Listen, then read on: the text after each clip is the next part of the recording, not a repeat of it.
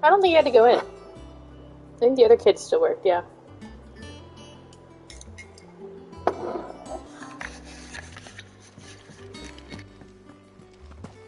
think Mid might need some help turning What if I don't come up with something soon?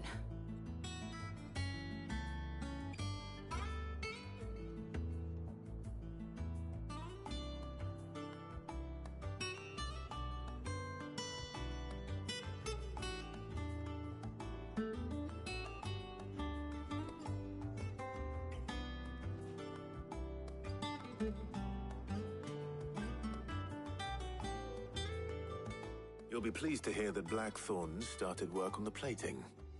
Excellent. 1 down, 2 to go. So, what's next? The helm, of course. For this, we'll be repurposing fallen scrap. Salvage from the ruins? I thought that material was all but impossible to work. Ah, but we don't have to. I'm sorry. Just so happens there's one particular ruin that's broken into exactly the right shape and size pieces for what we need. What's the name back there? I'll give you all the details. What's her name? Right.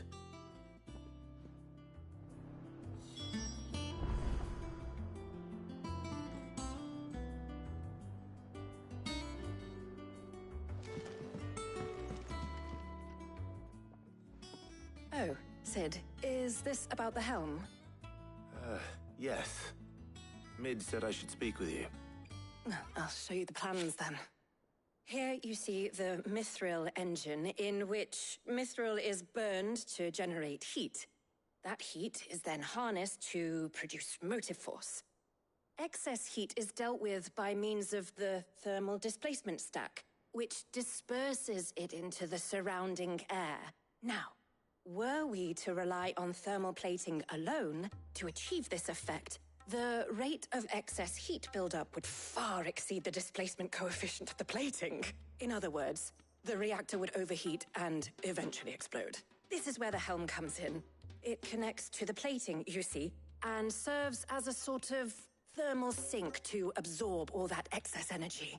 Our experiments have shown that fallen ceramics are remarkably thermophilic. They can withstand and absorb levels of heat far above anything we are able to make today. And not only that, they're also waterproof and immune to rust, making them the perfect material for our protective hood. Why, if sea or rainwater were to enter the reactor proper, it would vaporize instantly.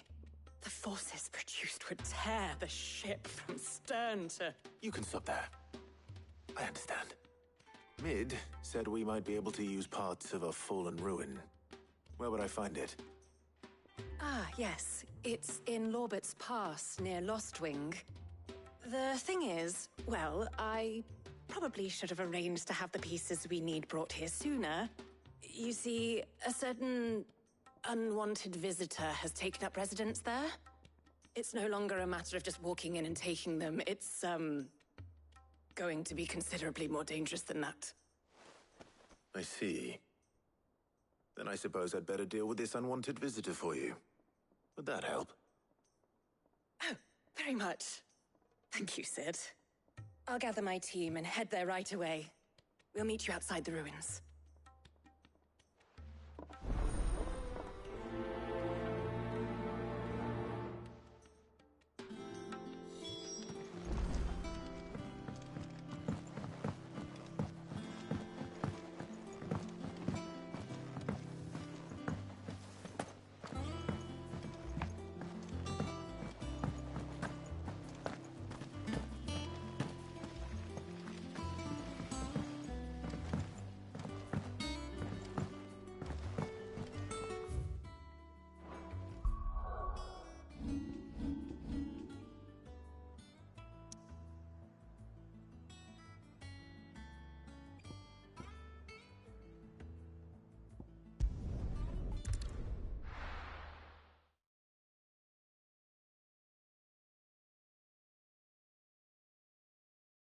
be taking you all to a storehouse in the Bales.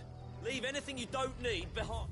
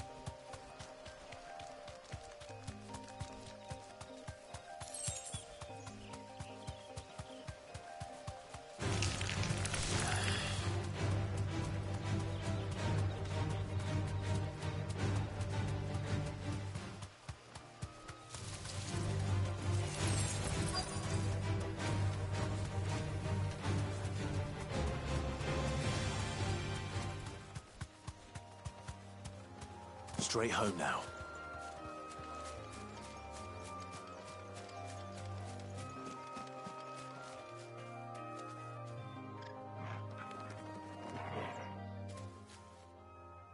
Oh, there you are, Sid.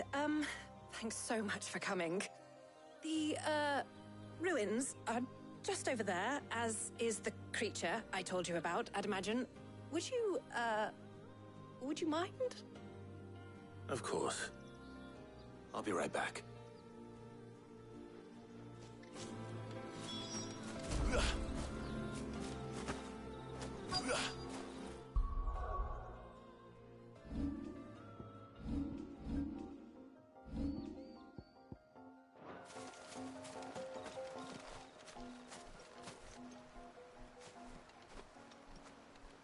Anybody home?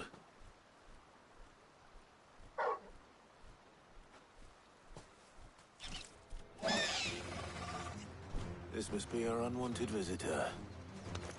Time to go.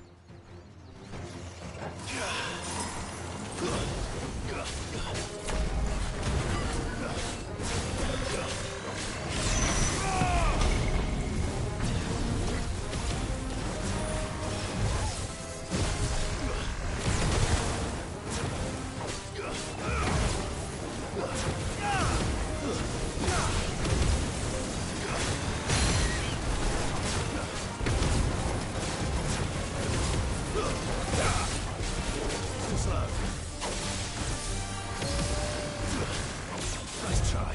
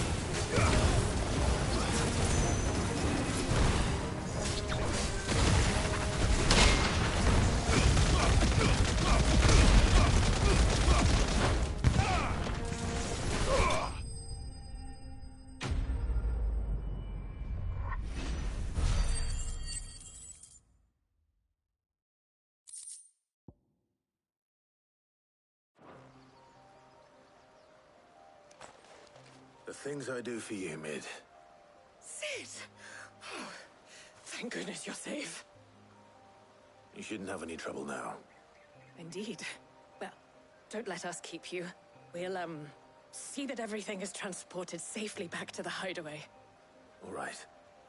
I'll let Mid know you're on your way.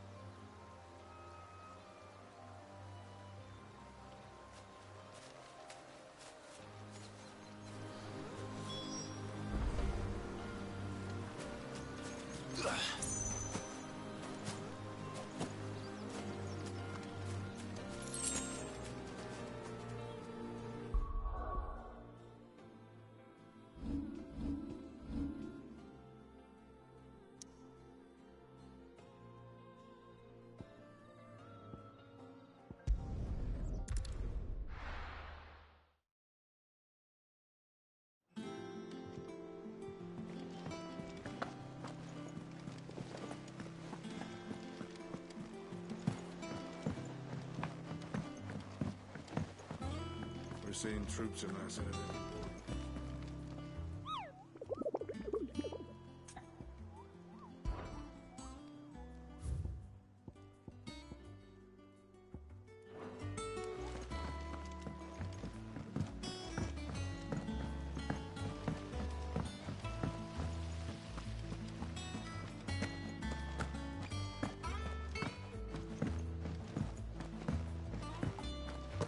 Think Mid might need some help tidying up. If I don't come up with something soon. Mid. Helena has recovered the material for the helm. She'll be along shortly. Excellent. Another job well done. And just one remaining. Right. Right, the shielding. This one's a bit of a bugger. How so? The plating's enough to stop the engines going pop, but those things will still be spitting out enough fire to set the rest of the ship ablaze. Which is why you need proper shielding. A prison for the dragon's breath that's blazing away inside. I thought a triple thick layer of tempered steel might do it. Or more of the stuff that the Fallen use, but they'd both be too heavy. The helm and the plating are bulky enough as it is. Add any more weight and the whole ship would be at the bottom of the briny before we'd even started. I need something light. But I've racked my brains and I just can't think what would do it. Well, if I were in need of obscure knowledge, I know whose counsel I would seek. Harpocrates. Tomes? Yeah, well, I'd have thought of that, obviously. I've got all the details written down here. Can you take this to him, see what he makes of it? Right away.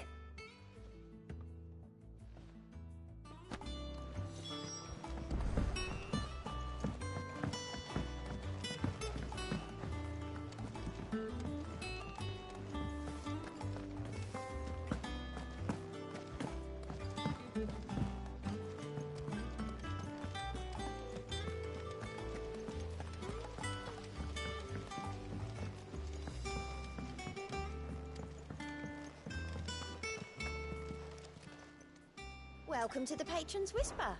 Come to claim your just desserts? Here you are.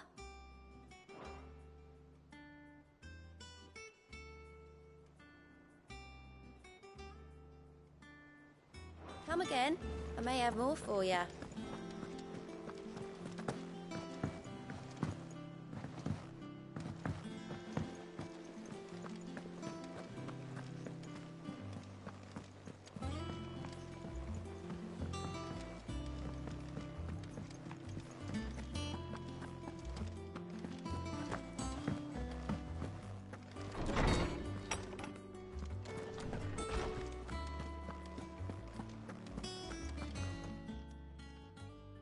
Harpocrates, do you have a moment? For you, Clive, always. Well, actually, it's for Mid this time. Could you take a look at this?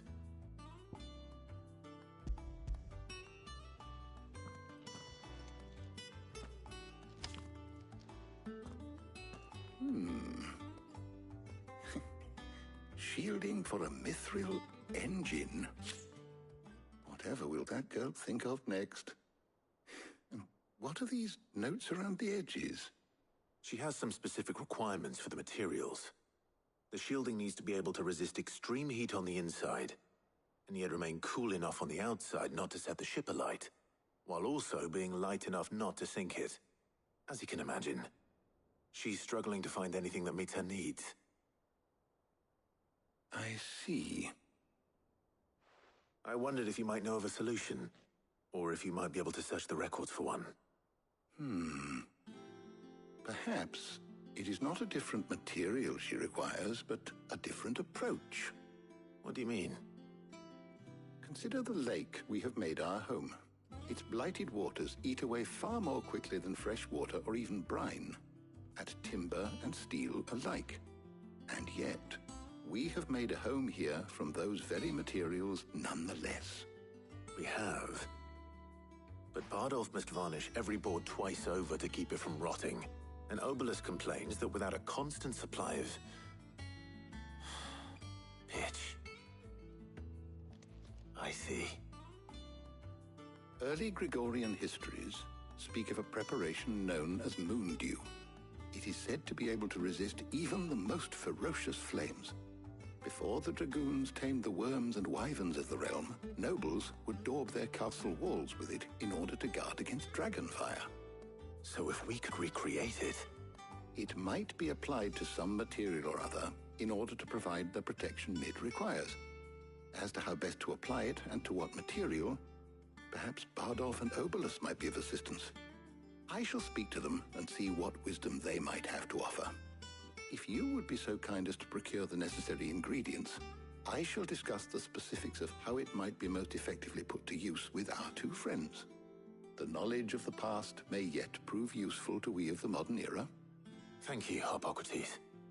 And since you're asking others to help you, perhaps I should too.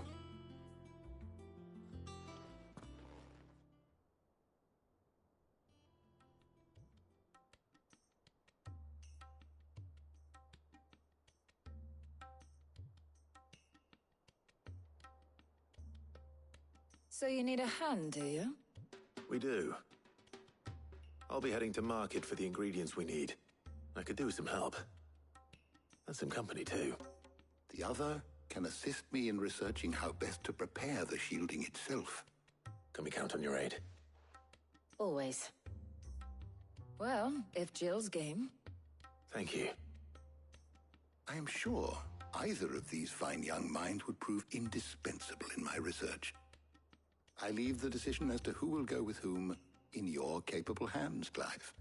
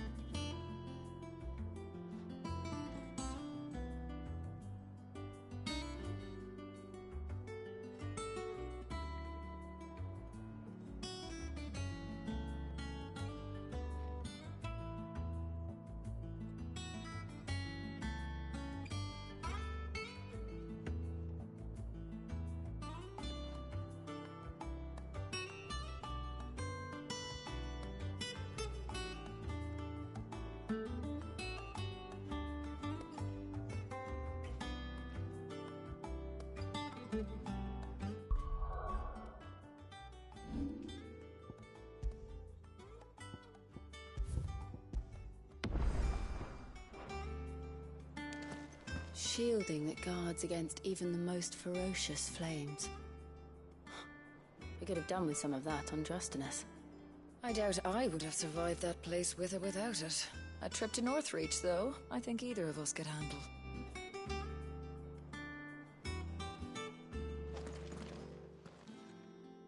So, Clive, have you made your decision? Who will accompany you on your little excursion? All right. So, what are we fetching? I have taken the liberty of preparing a list. Here. Garlic? Conch shells? Are you sure this is the right list? Looks like the ingredients for someone's supper. Though these items may seem mundane, they have potent effects that are rarely exploited, effects for which they were once highly prized. So much so, in fact, that they were harvested almost to extinction, hence moon dews having fallen from favor. Now, of course, they can be obtained with ease. You should be able to find everything you need at the market in Northreach. Well, isn't that convenient? I was hoping to be able to make a trip over that way sometime soon. Need to speak to an old acquaintance. I'll meet you there. All right. Stay safe. See you later, Clive. Good luck with your research.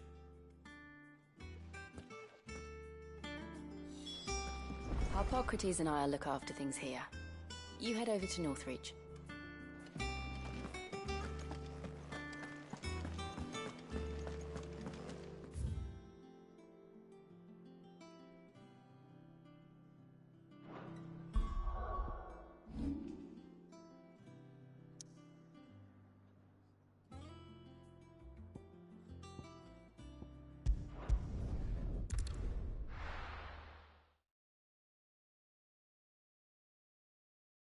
Now, where's Taya?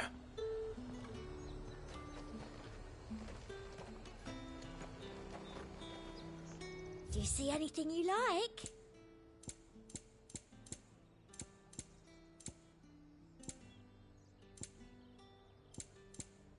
And a fine, fine day to Keep them you. pilgers nice and chilled. Need to stock up on these. Spoiling another catch. There you are, Taya. Ah, and there you are.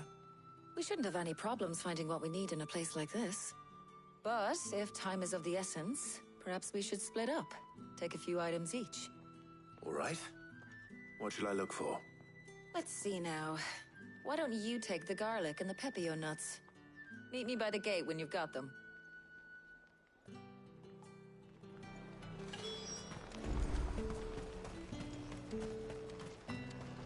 What do you want? And? Good riddance. There's two. How the hell is anyone supposed to afford that? What can I interest you in today? I trust it's all here. Keep fighting the good I should do fight. it. Hopefully Taya's finished too.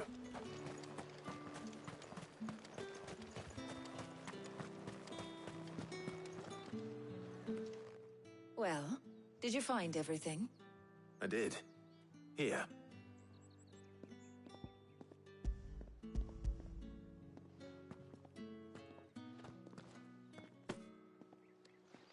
Garlic and pepio nuts.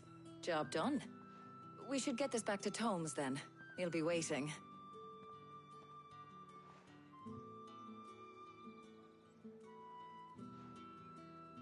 But we're not in too much of a rush, are we? Quick chat.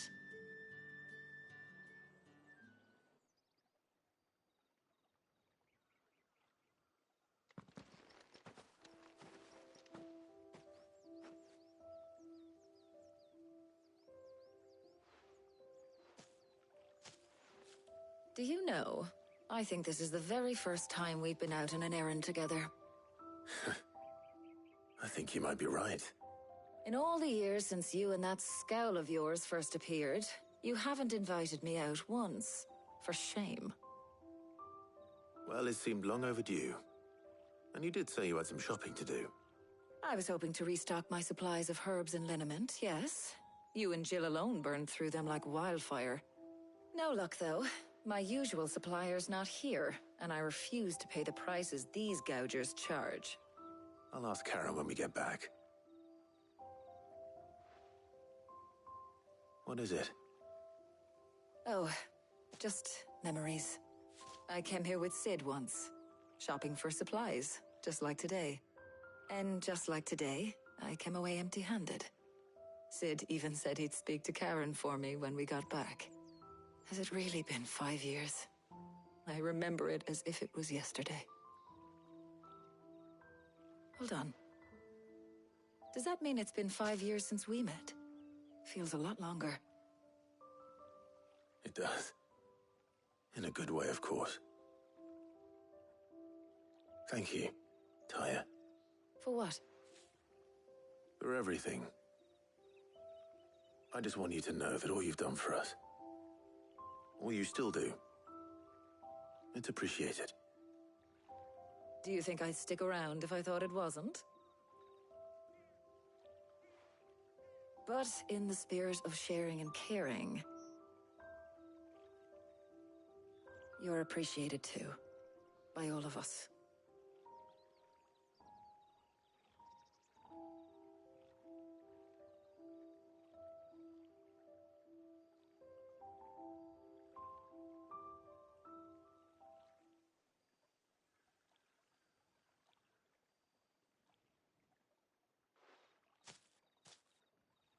Well, I think we've tarried long enough. I ought to get these ingredients back to Tome so he can make up this concoction of his. I'll meet you back at the hideaway, all right? All right. And thanks again. I heard you the first time.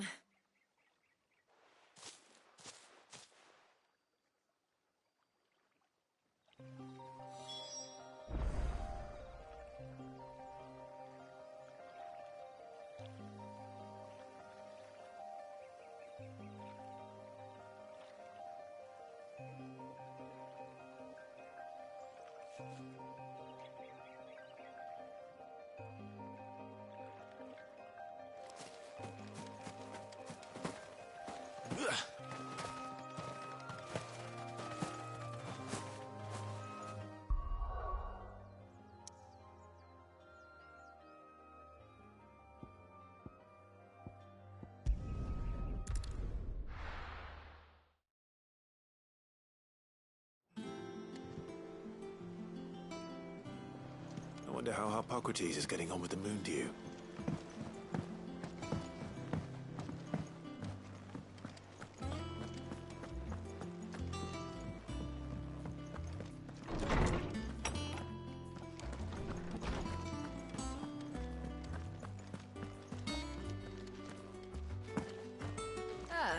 Better late than never.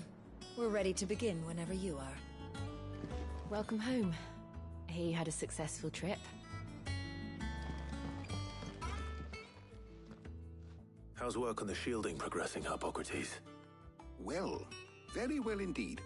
And thanks in no small part to your kind assistance.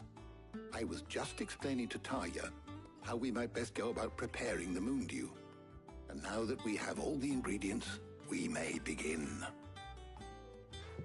You can count on me. I've mixed more than a few mysterious concoctions in my time. I'm sure you have. What about the shielding itself? Work is underway, under the watchful eyes of Bardolph and Obolus. Apparently, it'll be ready soon. Thank you. All of you. Right then. Jill, would you join me in the infirmary? Many hands make light work and all that. Of course.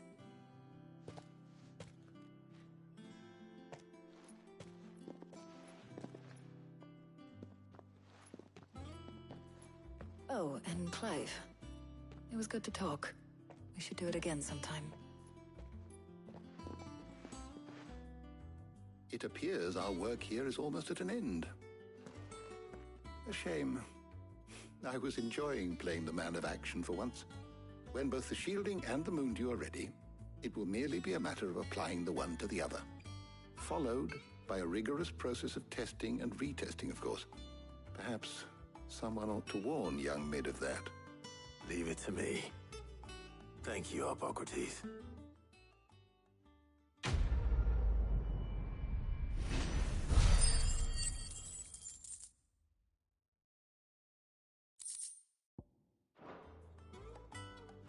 Well, I'd better go and give Mid the good news then.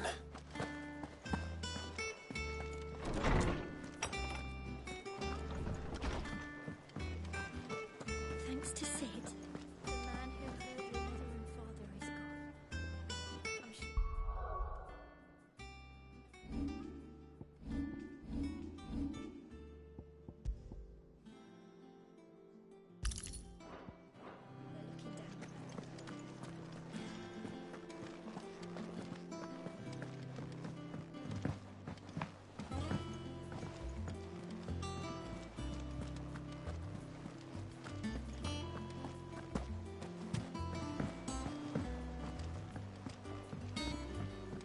We're seeing troops amassing at every corner. Ain't so bad stretching your legs once in a while. Should do it more often.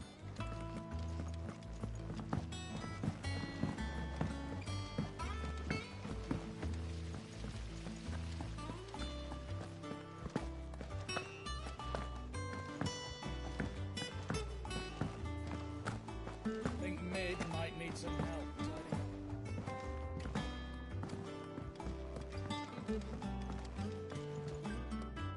Sorry to keep you waiting, Mid.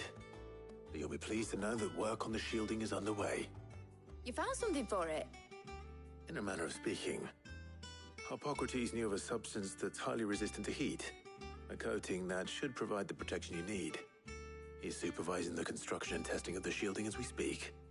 Brilliant! I knew you wouldn't let me down. Don't thank me. I'm just the errand boy. Right then, better start working out how to bolt all these bits together. To the Black Hammer!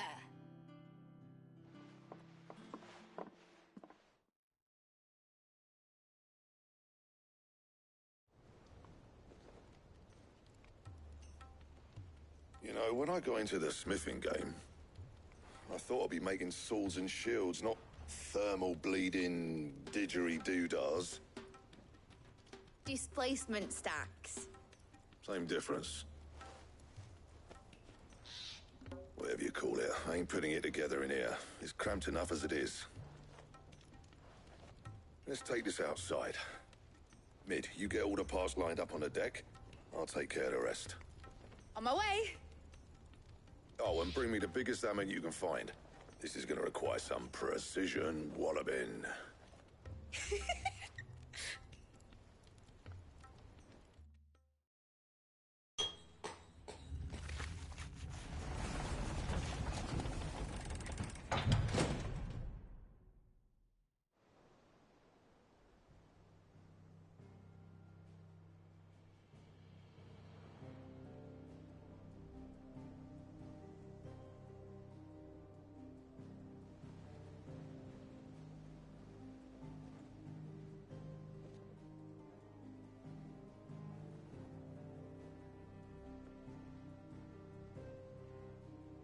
It's finished! It's finally finished!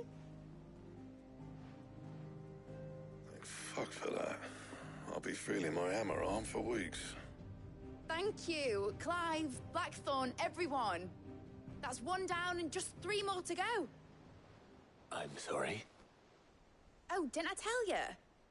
The Enterprise has 4 mithril engines and we'll be needing a displacement stack for each. You don't mean... Don't worry. Now they've got a finished one to work off, my gang in Canva can build the rest. Good luck to them, I say. Right, I'm off to get a sling for this elbow. Any other work comes in, keep it to yourselves, eh?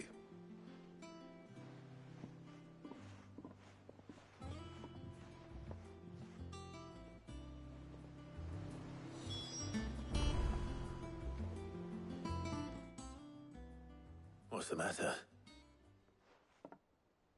Nothing. Just daydreaming. Thinking about the Enterprise sailing off over the horizon to shores unknown, searching for a land untouched by the Blight, just like me and my dad planned. So if the worst came to the worst and every scrap of soil in the Twins turned black, we might still have a chance. That's what she was meant to be. You see, one last chance just in case we needed it.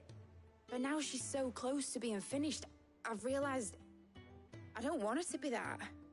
I don't want her to be just a lifeboat for us to cling to if things get desperate.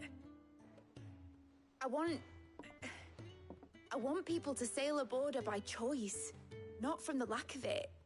In a world where we're not just trying to survive, but where we can actually live.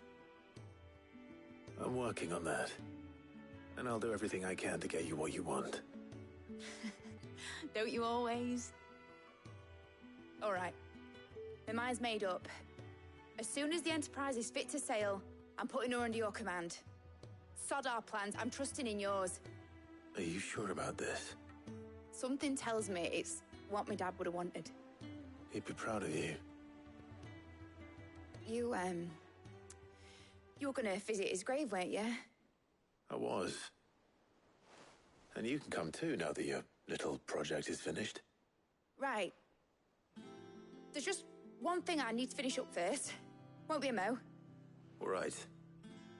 I'll let Otto know you're coming. Meet us in the mess when you're ready. Aye, aye, Captain.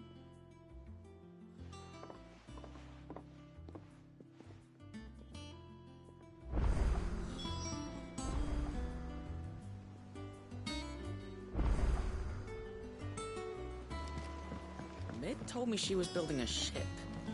Really? That's a ship? Let's sail it around the lake. All right, Clive. Asterix. Mid finished sending half the hideaway traipsing across the Twins, has she? I swear, that girl'd do anything to put off visiting her old dad's grave. No excuses now, though, eh? Not quite. She said there was one final thing she had to take care of. I'm sure she'll be finished soon enough. She said that? In those words? She did, yes. Clive? Were you born yesterday or something?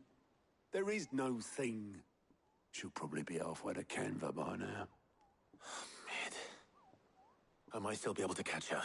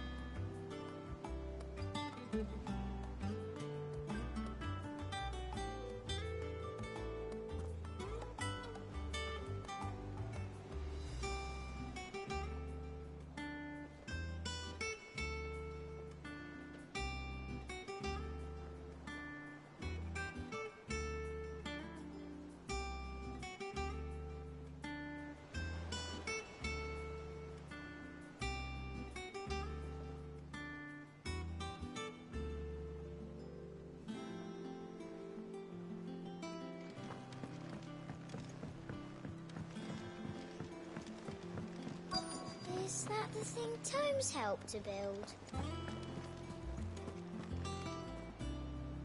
Obelith, have you seen Mid? Yep. In a boat.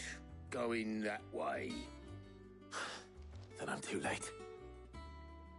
You in a hurry at all, are you? Oh, I offered to take her across, but she wouldn't wait. Just paid for a dinghy and rowed off. Oars going like the clappers. Got some life in her, ain't she? But anyway, I was on my way up to see you, as it happens. Got a letter for you. Urgent, by the sound of it. One of your uncle's men said I was to hand it to you in person, post-bleeding haste. And you're here now. Thank you, Obolus.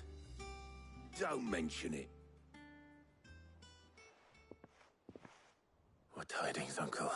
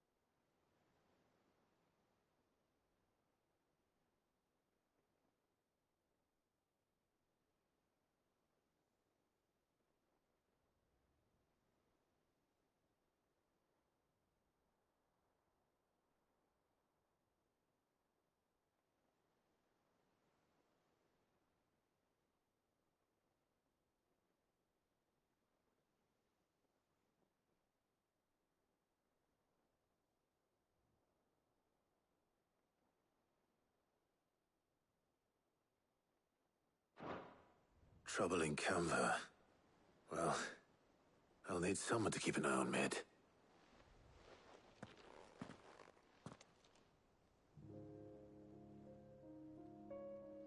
So what? Mid got us to do all the dirty work and then just sailed off into the sunset? It, seems that way.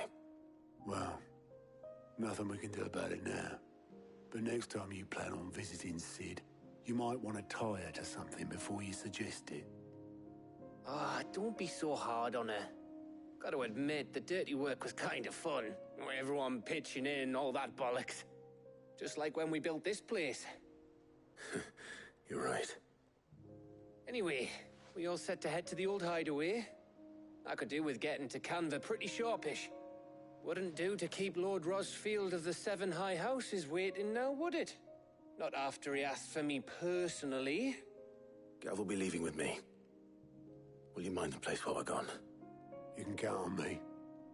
Just be sure to give Sid and the others my regards. All right. Oh, by the way, Jill will be joining us too.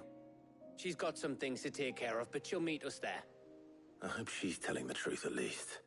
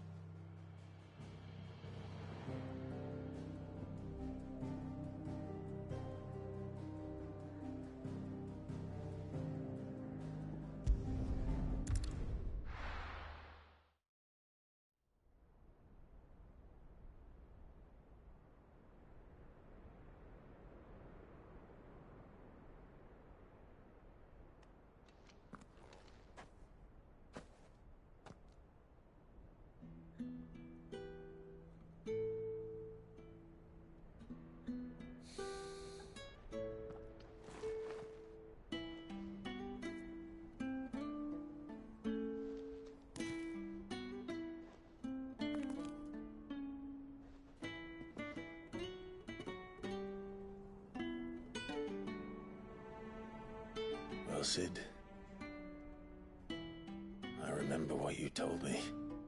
But if no one is listening to what you have to say, you may as well not say it.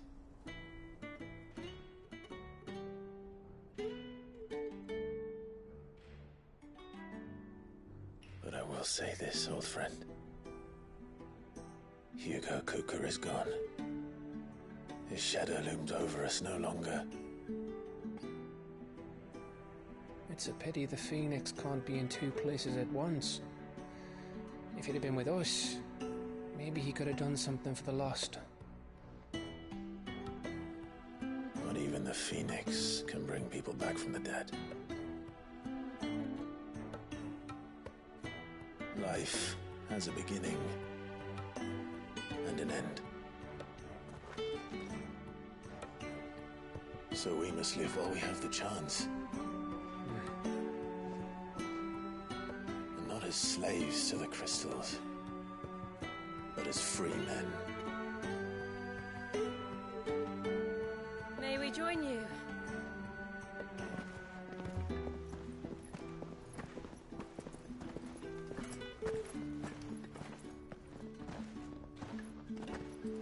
Lady Karen, what a pleasant surprise. I thought I'd drop by and see how you were all doing before heading off to restock my supplies.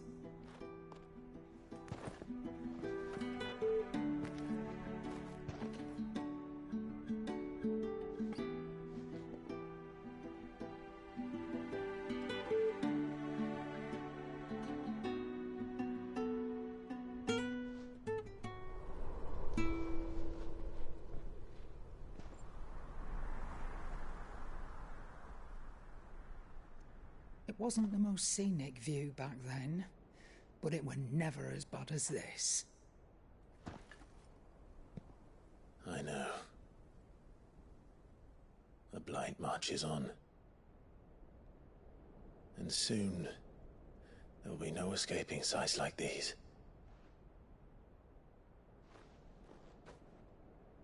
So our mission remains unchanged. We cannot stop until every Mother Crystal is gone, and their thirst for ether with them. The only one that remains in Storm is Drake's Tail in the Crystalline Dominion. Our next target. We're going to Twinside. It's the capital of the Empire these days. I wouldn't like to think how tightly guarded they've got the place. Not that that'll stop you, but we do well to scout it out before you go charging in. We would indeed. If you're off to the Dominion, you can take this great lump with you. Goods. Oh, I am sorry. Have you forgotten you're the most wanted man in the Twins? I thought you might like to disguise yourselves as the attendants of a travelling trader, assuming you've no better ideas. You wanted to buy yourself some tools, didn't you? Well, now's your chance. You're letting me go with them. Oh, thanks, Nan. Stop that! You'll break me bones, you great galoot.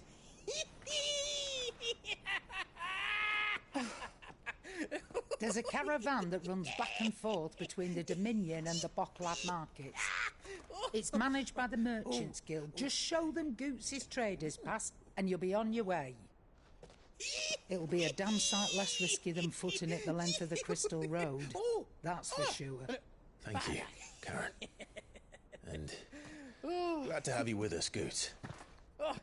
Okay then. I'll get me things and I'll meet yous there. See yous down in Bocklad. Get off! Me poor fingers! Jill, you're with me. Understood. And Gav? Already on my way, Captain. Be careful. Aren't I always?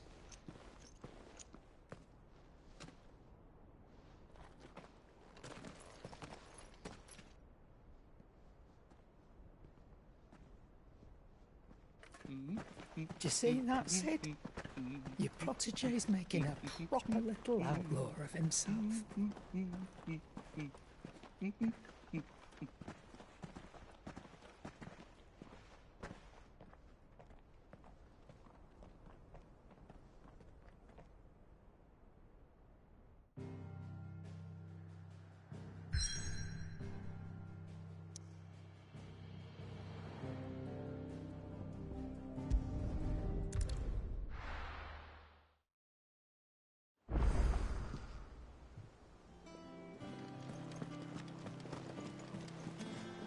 Is that the thing Tomes helped with? Mid told me she was building a ship.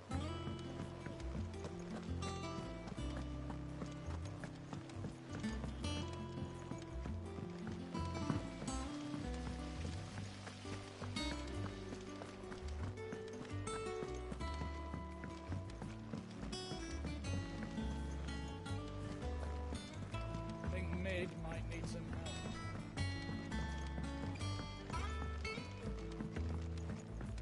Well, here, Sid. Reckon you might be just the man to help me out of a bit of bother, if you've a mind to. Let's hear it. Well, it's about this alembic the chief's got me making. Lovely bit of kit it is. Bung in a solution you want splitting, and it will separate it out, just like that. Problem is, it won't always get rid of all the impurities. And with some of the stuff we need it for, that ain't good enough. Which is why I've been looking for something to filter the liquid we'll be cooking off. And that's where I was hoping you could help me out. I imagine Ty could get some use out of this alembic too. Distilling medicines and the like. All right. Why not? Proper job! So what exactly do you need for this filter? Nothing but bomb ash'll do, says the chief. Gave me a sample she'd obtained from the university stores. Couldn't believe my eyes. You pour the blackest blight water through it, and it comes out clear as a mountain stream. So, I did a bit of reading about where I might be able to get hold of some. And do you know what I found out? It's only the blimmin' bones of a bomb king. They leave them behind when they die, see? I take it that's where I come in. If you wouldn't mind. I saw a billet on the hunt board for one just the other day. Would have gone myself, but, well, fighting dirty great balls of flame isn't exactly my forte. You, on the other hand... All right. I'll see what I can do. Thank you kindly. And a good hunting, eh?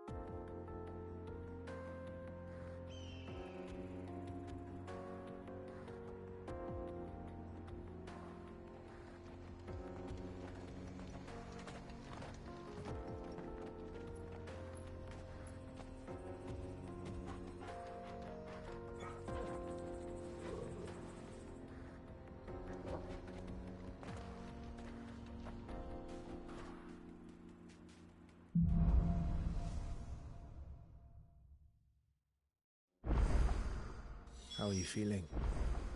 Better. Thanks to Taya. I'm glad to hear it. And Torgal helped too. Didn't you, boy?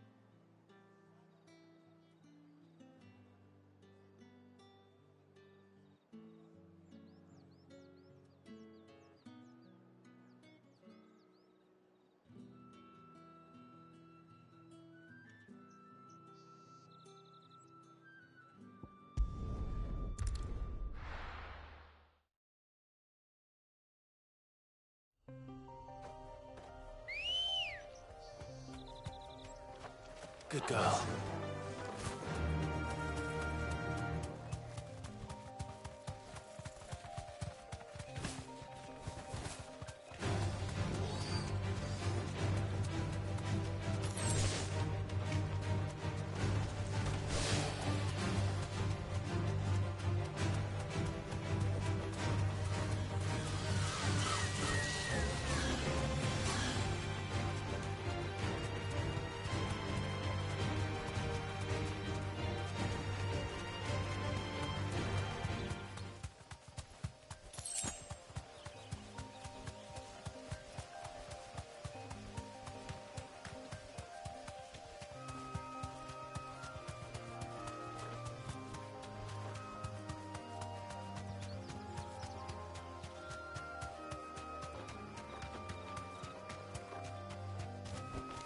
Straight home now.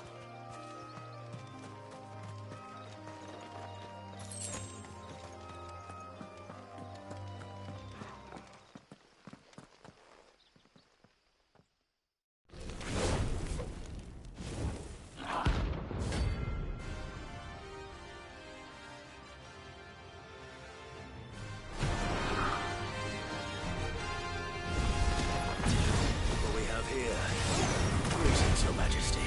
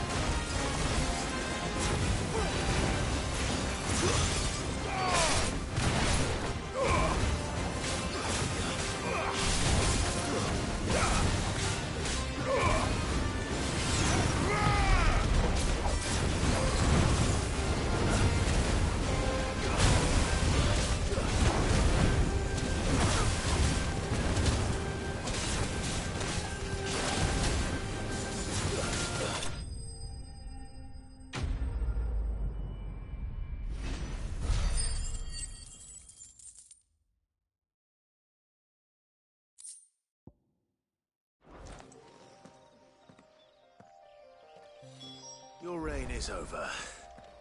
Now to collect the ash. This looks like the stuff. Let's see if there's any more.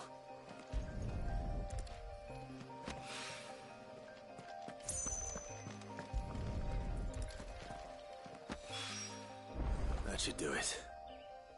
If Hawaii needs more than this, he can fetch it himself.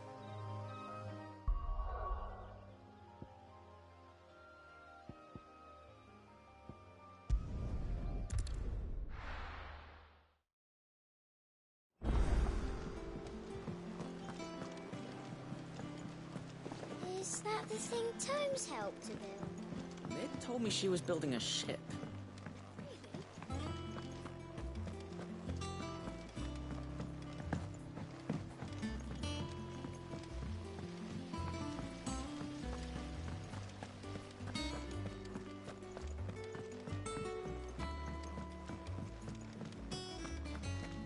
Think Maid might need some help.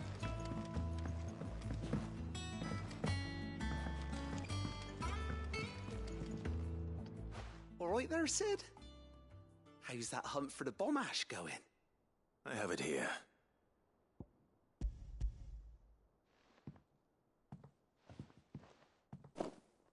That's the stuff. And plenty of it, too. Enough to keep the Alembic bubbling away for a good old while. You're a gent, Sid. Let nothing say otherwise. Right then, let's get this contraption up and running.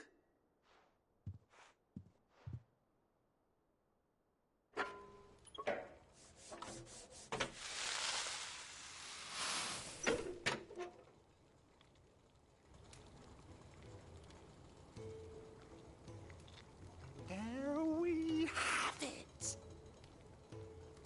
The Telemon Alembic. And it works just like the chief said it would. Very impressive. Says the man who cut down a burning boulder. Speaking of which, I still haven't returned the favor. There's no need. The good it will do for the hideaway is reward enough. Don't be silly. Why don't you let me take a look at that bag of yours?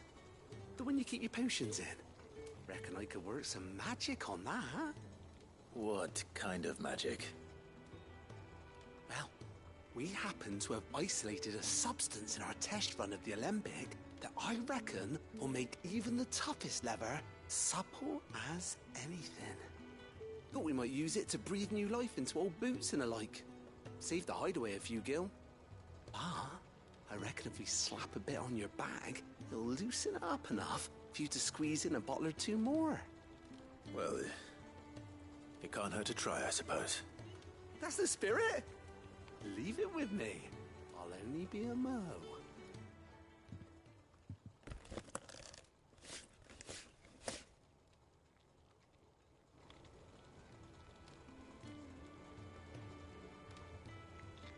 Well, what do you reckon?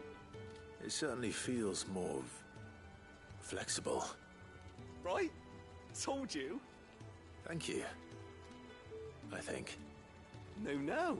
Thank you for supporting Mid and the rest of us in our endeavors.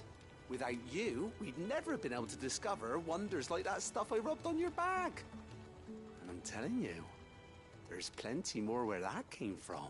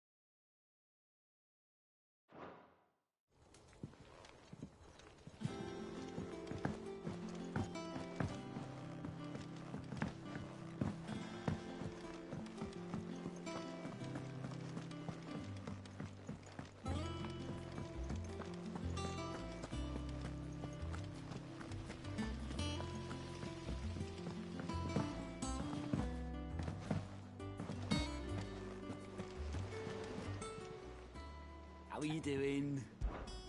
Here you go.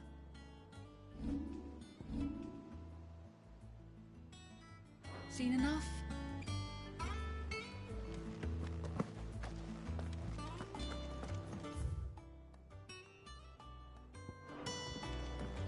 Meg told me she was building a ship.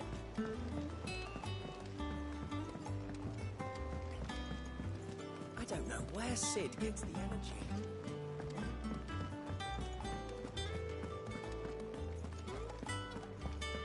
He cracked the crystal too? You're joking. It's no joke. Jake's family is gone.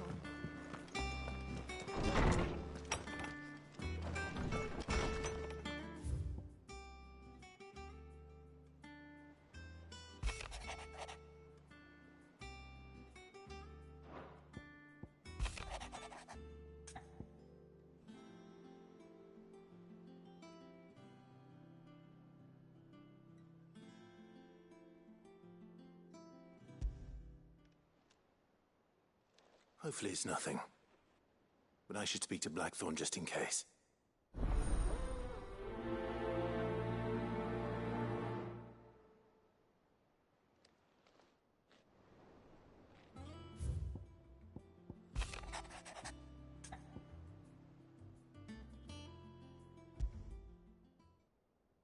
What could be wrong with Torgor?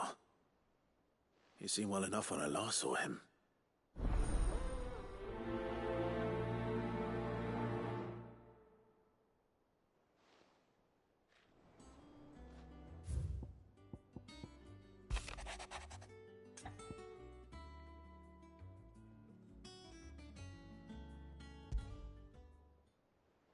Trouble with the ledgers. Shouldn't he be asking Otto for help?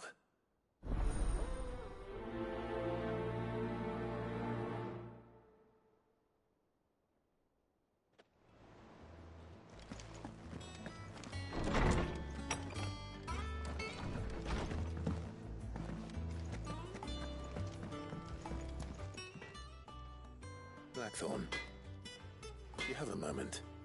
Not really, no. This won't take long. I just wanted to ask how you're getting on.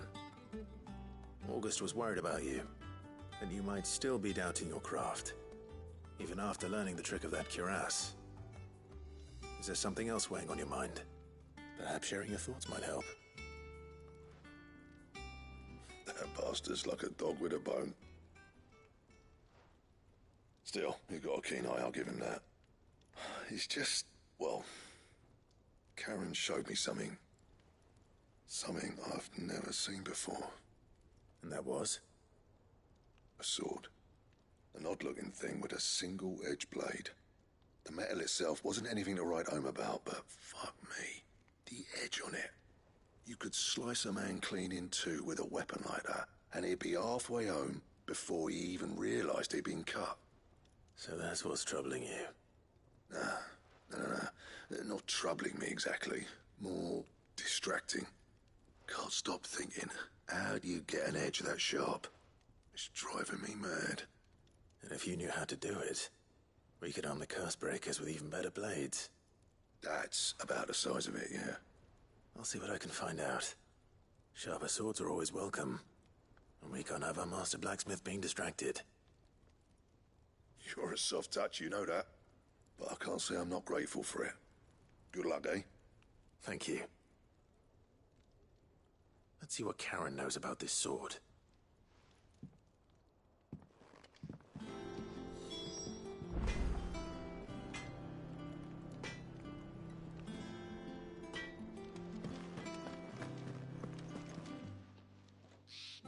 I got your note.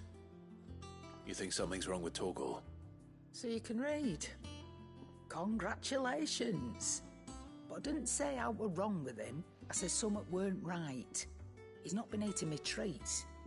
He used to love cracking the bones from Molly's boiled brown, but now he won't so much as look at them.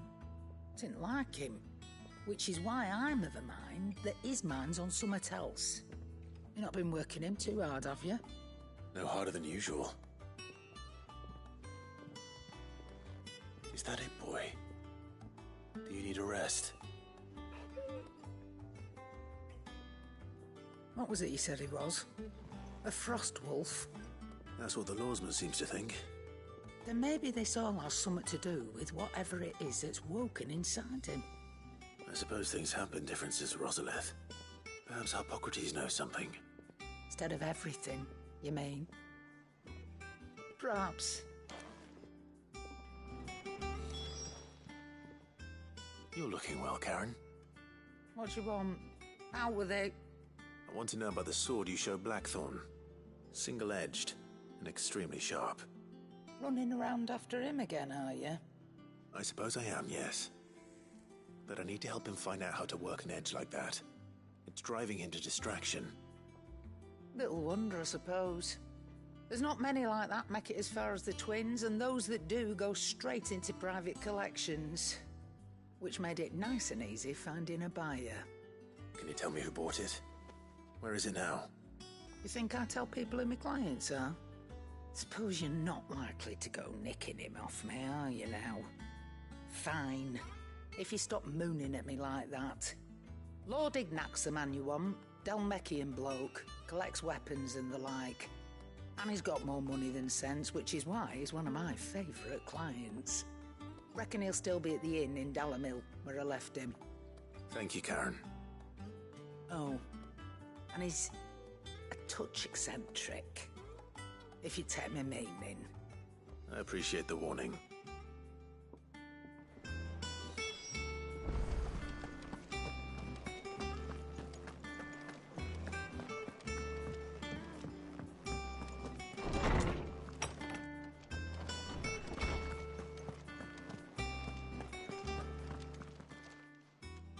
Lawsman, I need to ask you about Torgal.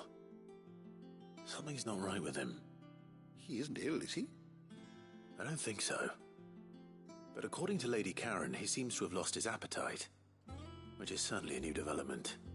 She says he's hardly been touching his bones of late, and she believes it may have something to do with what happened at Rosalith Castle.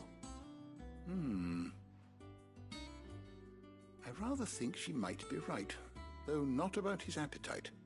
All canids are instinctively inclined to crack open bones for the rich marrow that resides within, and I see no reason why a frostwolf should be any different. Accordingly, I suspect it is not a lack of appetite that afflicts Torgal, but a surfeit of it. If we assume that his newfound magics require additional nourishment to sustain, it may well be that the bones Lady Karen is accustomed to providing are no longer sufficient. Frostwolves, after all, habitually prey upon far larger animals, whose bones may yield altogether different nutrients. As to where one might find a suitable substitute, some antelopes that graze the meadows of eastern Rosaria have been known to grow to a size more than double that of their lesser cousins. I don't recall ever seeing any that large. And little wonder. The oldest and largest such creatures rarely leave the safety of the highlands for fear of predators. The last elder antelope sighting I recall hearing about took place near Cressida, and that was long before the village was abandoned. Even so, it seems like a good place to start. Good hunting, Clive.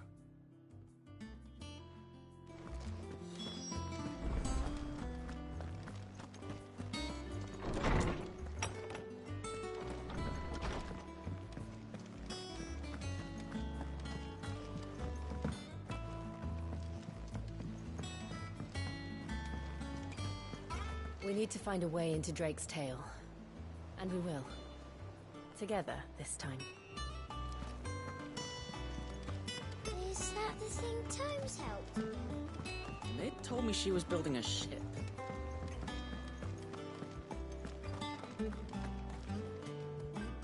Clive, did you get my letter? That's why I'm here. Shh. Otto might be listening. Is this better? A little. Listen, I've some bad news. It turns out the hideaway may be slightly behind in its payment to certain lenders, and it may be my fault. But I swear to the goddess, I thought I had the numbers square. Sadly, that square turned out to be more of a circle. Zero, you might say.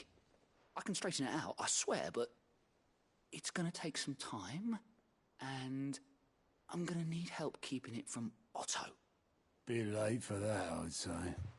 There you are! What a surprise! So let me get this straight. You forget to pay our lenders what they're due, and instead of coming straight to me, you get Clive to come to you. And I will dig you out of the hole you've dug for yourself. Clive, the man in charge of the place you've been cheerfully trying to bankrupt. And you thought this was a cunning plan. Why? Well, who needs paying? Oh, just Martha. And the dame. And, well, Lady Karen. But only 500 talents. We owe 3 of our most trusted friends 5 million gil. Each. 5 million each. They lent us the bulk of the money we used to rebuild the hideaway, you see, and, well, I must have made some sort of oversight. Those ledgers were my responsibility, and it was my decision to entrust them to you. This is my fault. Do we have that much to hand? I can always ask my uncle. No, we don't. And no, you won't. We've lightened Lord Rosfield's purse enough. After the king's ransom we had off him, he deserves better than to see our begging bowl. Besides, we'll need to learn to stand on our own if we're gonna make this work. All right. But that doesn't mean you have to shoulder the burden yourself. Is there anything I can do to help? There might be. How'd you fancy taking these to Martha and the dame? Rocks. Rocks, he says. Worth 1,000 talents apiece, these are. And it was something Sid and I set aside for when times got lean. And I reckon 15 million in overdue debt probably qualifies. I just hope our associates' eyes are a bit more discerning than yours. I'm sure there will be. Should be me making the rounds, really. But you know how it is with this place. Orders to bark, arses to wipe, and all that. I know. Which is why I don't mind going in your place. Go. Do you know why I only gave Master Clive here 2 star rubies? Because you'd rather Lady Karen killed me. Because I'd rather Lady Karen killed you. Yes. Well, I suppose this is goodbye then.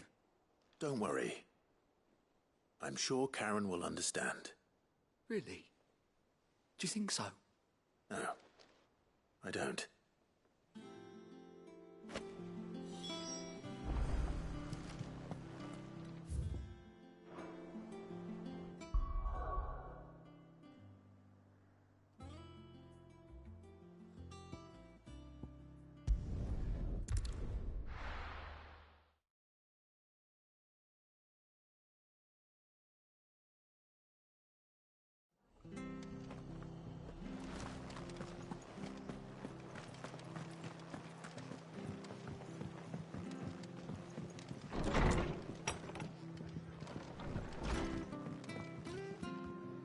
Clive, we weren't expecting you.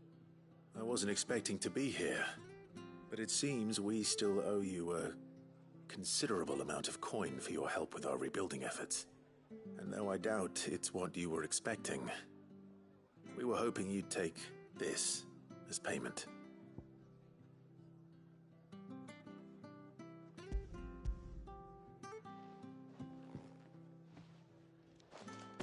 A star ruby? I can't accept this. It's worth at least twice what you owe me. More if you can find yourself the right buyer. Think of the difference as interest. Interest? If word got out I charged that much, no one would ever borrow from me again. Anyway, why are you the one here asking me about this? I'd have expected Otto. Bit much sending the Lord Marquis out to settle your debts, isn't it? The old goat working himself to death again? Something like that. Most days I think he's the only reason the hideaway's still standing. Same as always, eh? Back when the place was nothing but a twinkle in the eye of a recently retired Lord Commander, word is he was the first one Sid reached out to. Probably knew that without his strong arm and level head, the idea would never get off the ground. Sid may have been the face of the hideaway, but Otto's always been the backbone. And when Sid passed away, we were all worried that would be the end of it. That Otto would just give up. His death was hard on everyone. But it must have hit Otto hardest of all. But he didn't give up, did he? Quite the opposite, in fact. If I recall, he was the one who nominated you as Sid's replacement, and rallied the rest around you. I reckon what he saw in Sid, he saw in you too. And don't we all? Doesn't hurt that you're half as stubborn and twice as handsome, neither. That, and you keep good company. I suppose I do.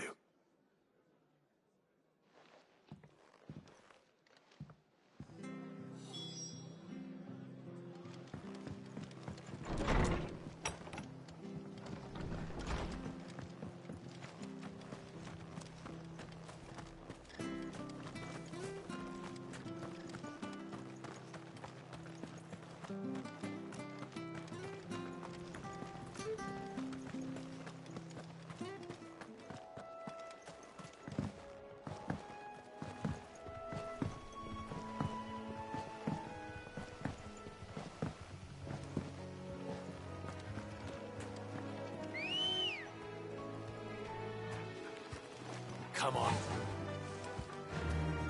Yeah!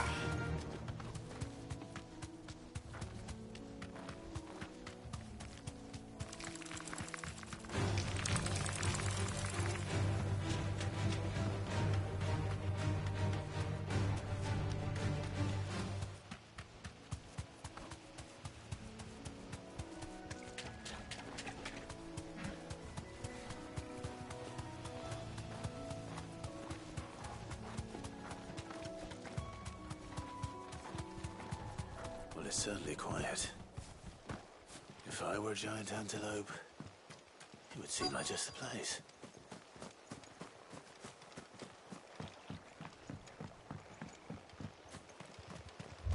I doubt we'll find one bigger than that. You hungry, Torgal?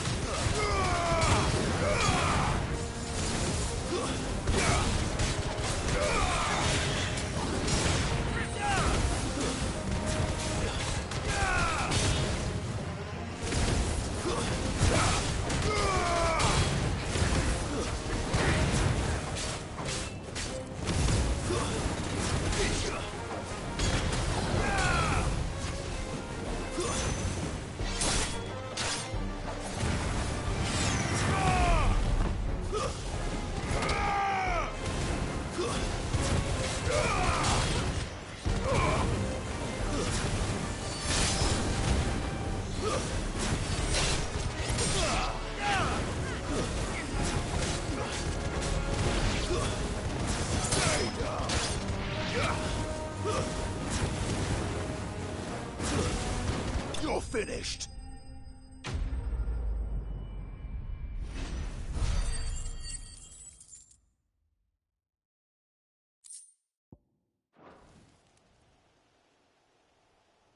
Now...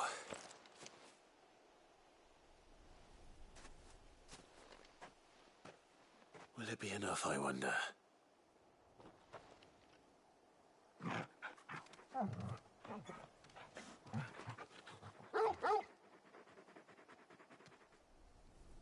I say that answers my question. Which means we owe the lawsman our thanks. You're just a big puppy, aren't you? A very big puppy.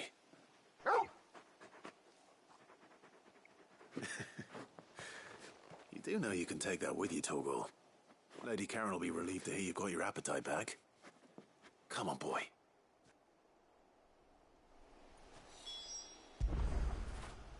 Get it, boy!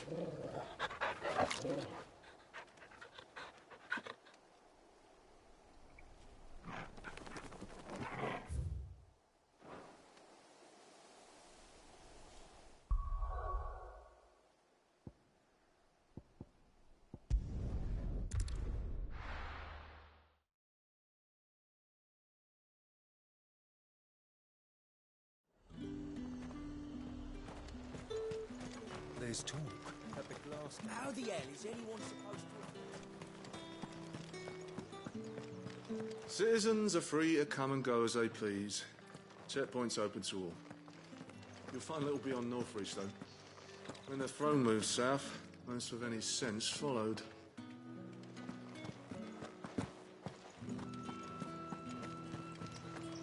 Did you hear? The gates to heaven. I want to see you again.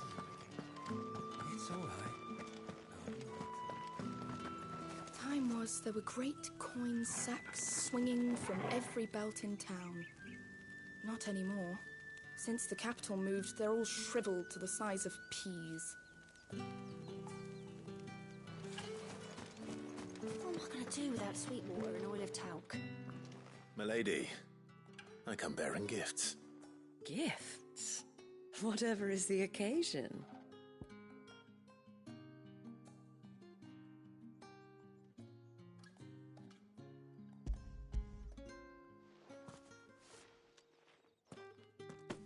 Oh my.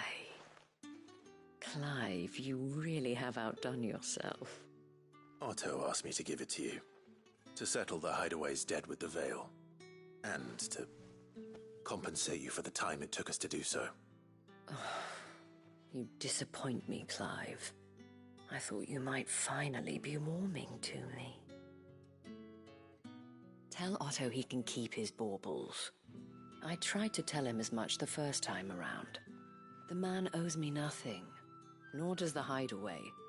My contribution to the restoration effort was made freely and willingly. It was the least I could do. You once told me Sid did you a kindness. I'd like to do the same. Please, accept it. For my sake. And for Otto's. For all of us. For all you've done. It is rather fetching, isn't it? Very well. Otto is lucky to have you, Clive. I doubt anything could ever replace his son.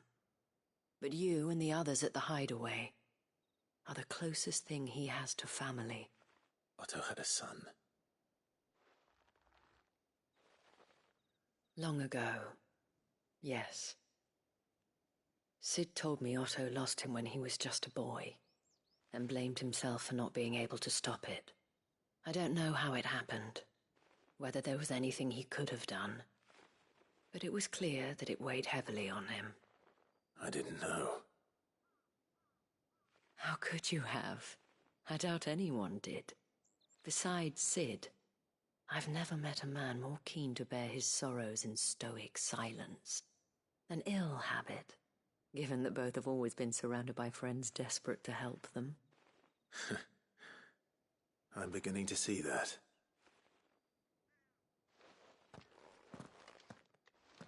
Gob will want to know the stones were delivered. If he's still with us.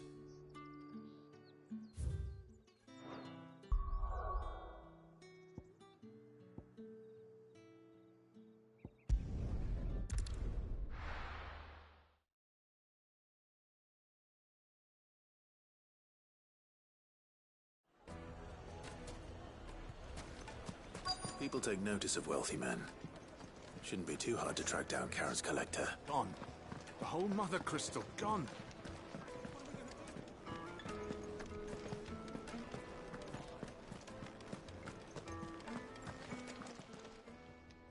My reputation will be ruined! Ruined! Calm yourself, Lord Ignac, I beg of you, before you do yourself a mischief. Pardon the intrusion, but... Out! Get out! I paid for these rooms so I wouldn't be disturbed. Leave me be! Please, allow me to apologize.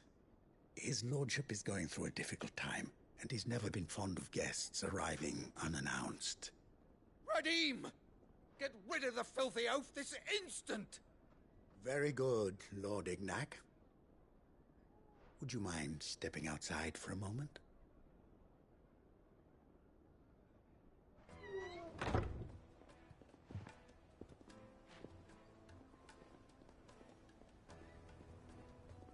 I'm sorry if I've caused you any trouble. That? Oh, no. That's just how his lordship is. Though the morning's events have left him somewhat fractious. He has been dispossessed of his luggage, you see. The thieves also made away with a considerable amount of coin. Coin the innkeeper will soon be keen to collect. I don't suppose a certain blade was among the stolen items. A single-edged sword. It was purchased from a merchant friend of mine. Ah, you know Lady Karen. Yes, I'm afraid it was. Then I'll retrieve Lord Ignac's luggage. But I have one condition. You have but to state it. You are welcome to anything that is within my power to grant. I want an audience with Lord Ignac. A few minutes should be enough. Then I'll be on my way. A condition I would be a fool to refuse. Of course, you shall have your audience. I don't suppose you saw where the thieves went? I did not, no. Though some discreet inquiries made on his lordship's behalf mean that I know where you might find them. The bandit's bed. Every ill-gotten coin in Dalamal is said to pass through that disreputable corner of the Valcroy. Then that's where I'm heading. I shall speak to Lord Ignac in your absence, and arrange for an audience upon your triumphant return. That will be very kind of you. Farewell, and best of luck.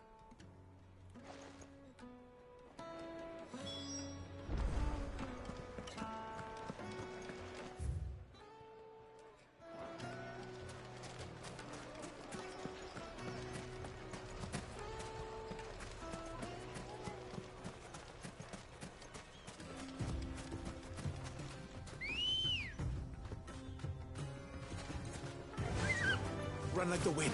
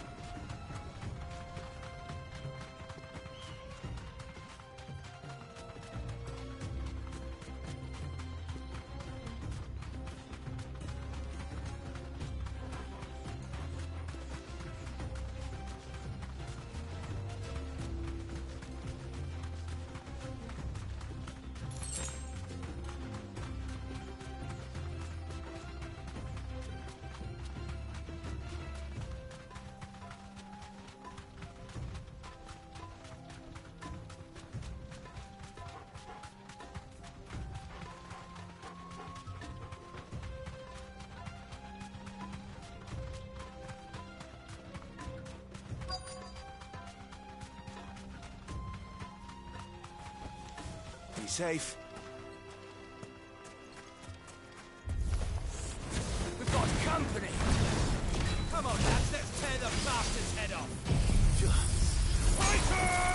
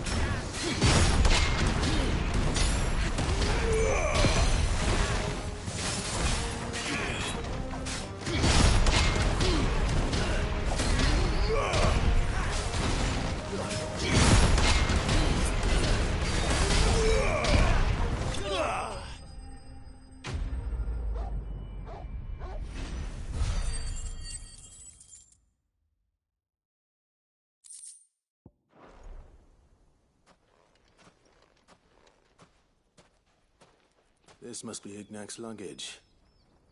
Nothing seems to be damaged. All right. Let's get it back to lmao.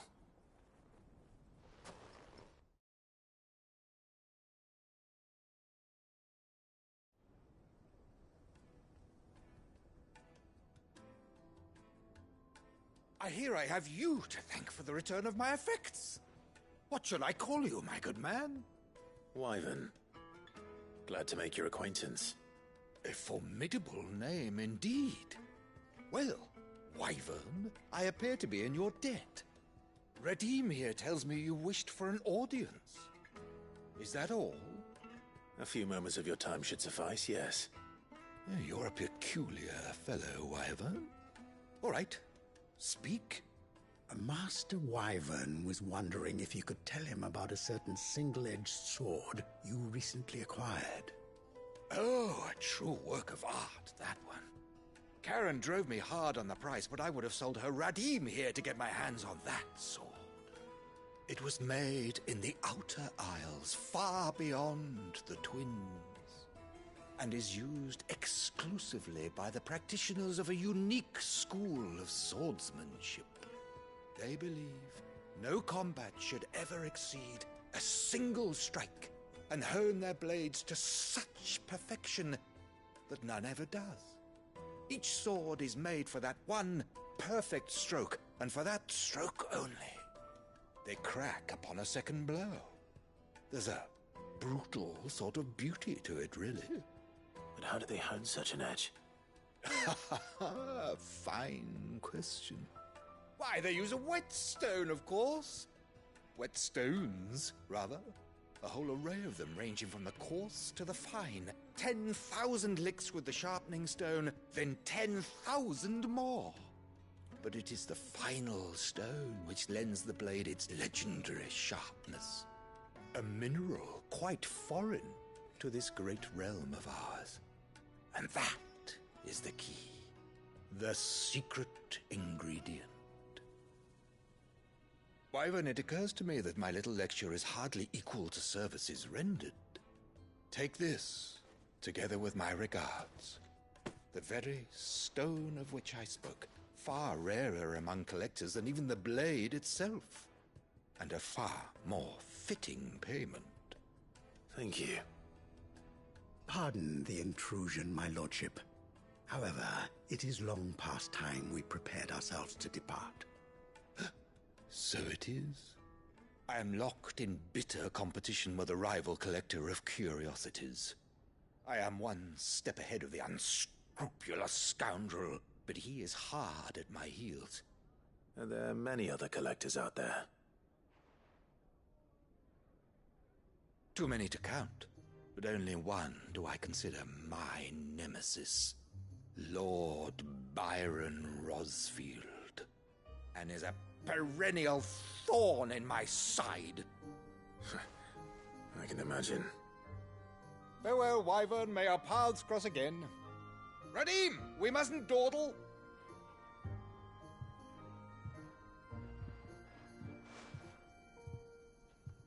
I think his lordship is rather taken with you, Master Wyvern.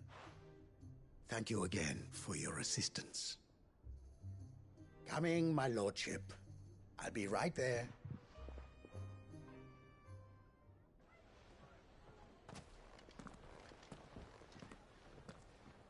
Trust Uncle Byron to find such an interesting rival.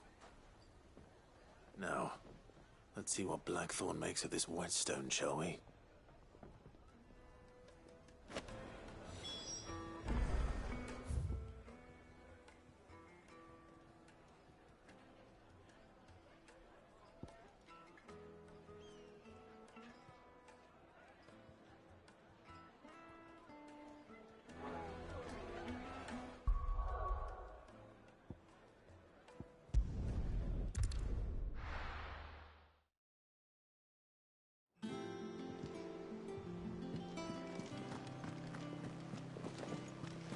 Is that the thing Tomes helped?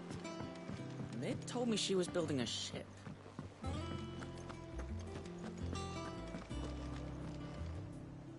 Goat. Still alive, I see. So Lady Karen accepted the ruby. Ah, about that. I tried my best, but she was just too stubborn to take it. She threw it right back in my face, in fact, and told me I could stick my stupid stone where the sun don't shine.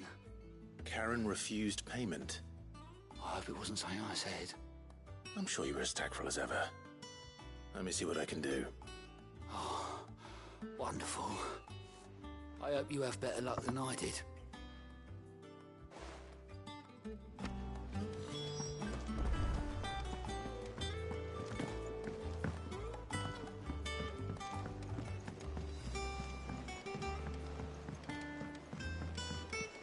I don't know where Sid gets the energy.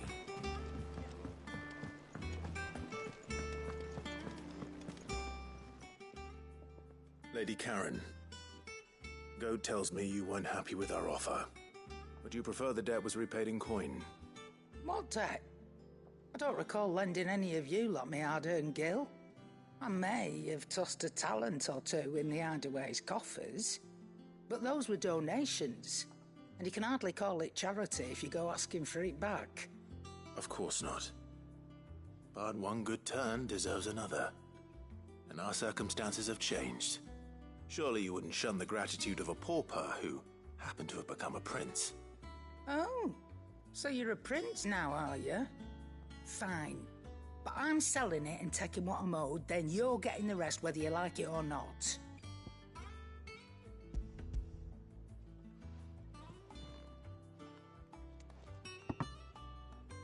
Where'd you even get this?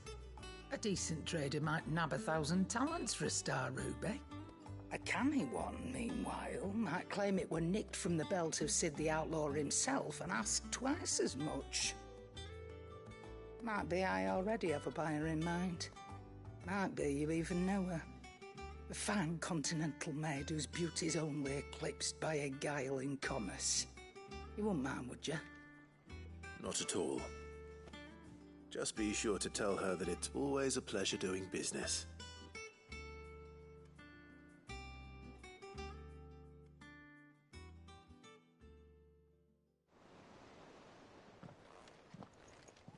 I hear you ended up delivering all 3 stones. Thanks to this lump. I sometimes wonder what I pay you for. Speaking of which, I still haven't been paid last month's wages. Oh, so you remember what's owed to you then? Get your ass behind that disc of yours and don't get up before those ledgers are square. Right away.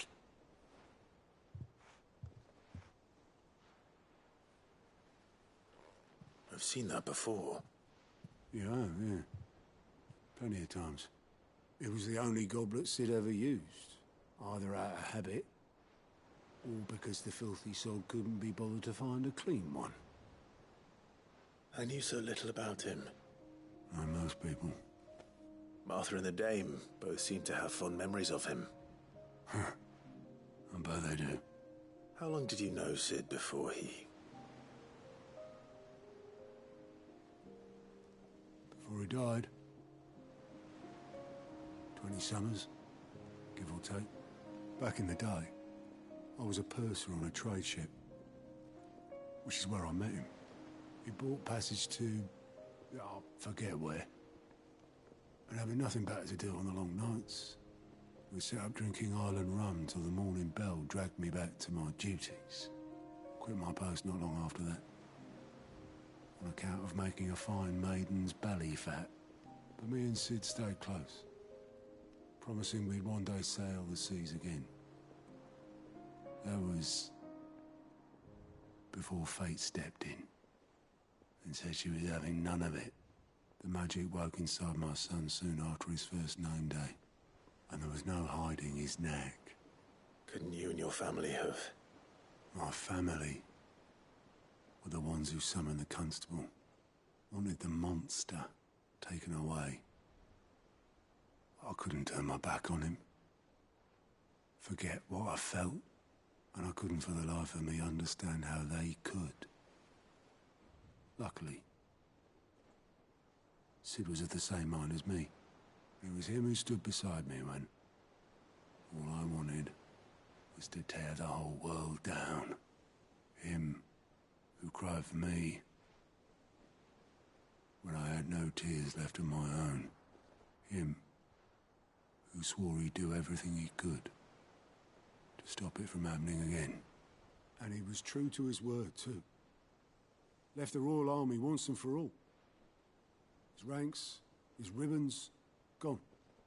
Just like that. Threw away everything he had. All to right a wrong that no one else had the courage to face. I knew then I'd follow that man to the ends of the earth.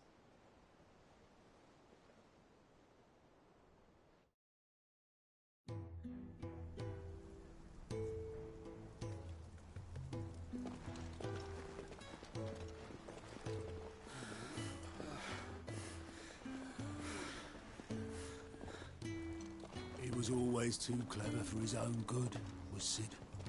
Saw the world for what it really was, while the rest of us were content to go along with the lie we were shown. And it can't have been easy, bearing that burden alone.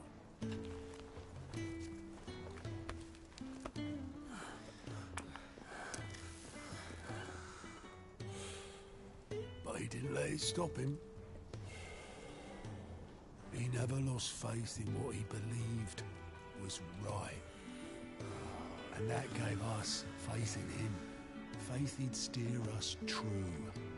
So I swore to myself that I'd always be right behind him, ready to catch the stubborn sod, if ever he should fall.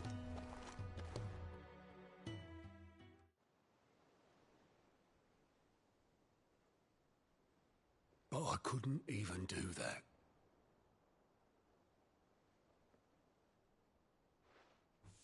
Ignore me. Just the ramblings of a tired old man.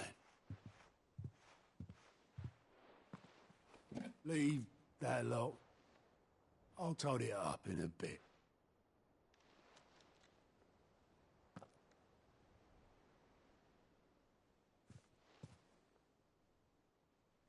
This is Sid's handwriting.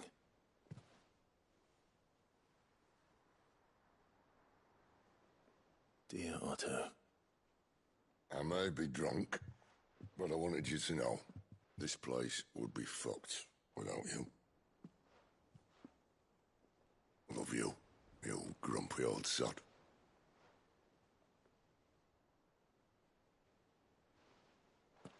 This note. Hmm? What about it? Sid was right. Without you, we'd all be lost.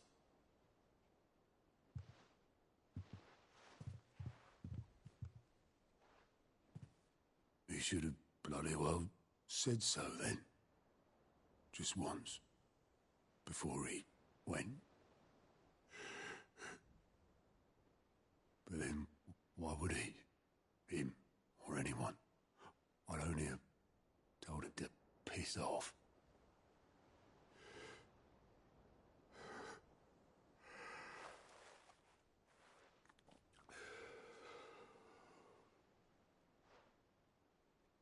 You're wrong, though. Both of you. It was never just me keeping the hideaway afloat. It was all of us.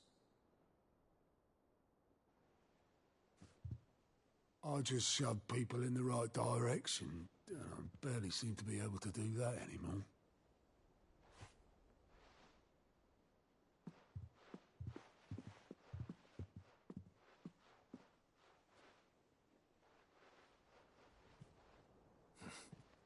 Would you rather Goat were at the helm?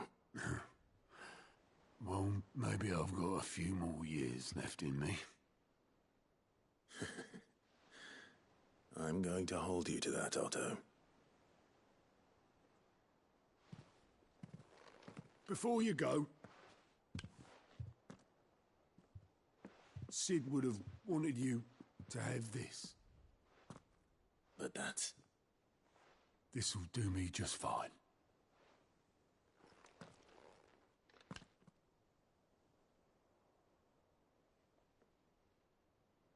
Thanks for the ray of sunshine. I'll see if I can't pay you back. Already have.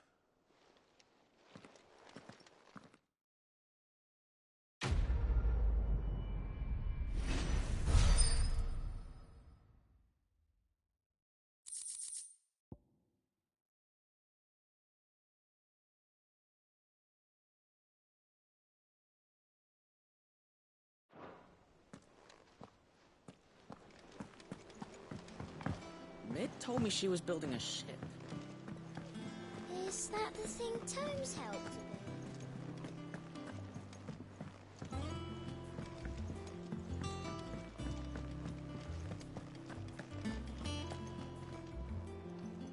I noticed you and Torgal had gone off somewhere. Take him for a walk, did you? You could say that.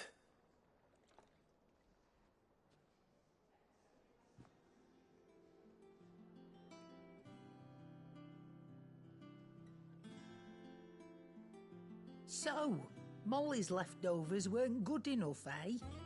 That'll teach me for treating you like you're still a pup.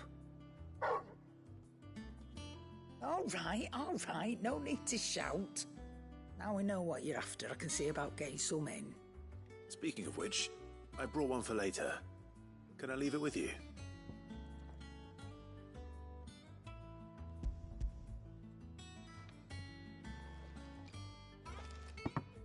You can, aye. I'm nice like that. In return, you can thank Tomes for me. The bloody know-it-all.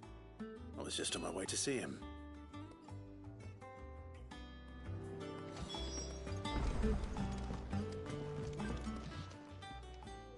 Sorry for the wait, but hopefully you'll agree it was worth it. You learned something about that sword, then? I did better than that.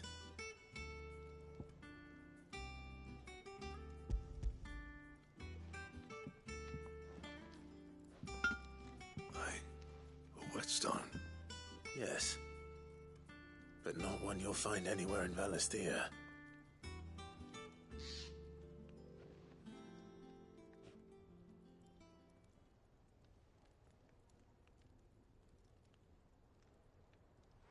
No wonder I couldn't get the same finish on the grinding wheel.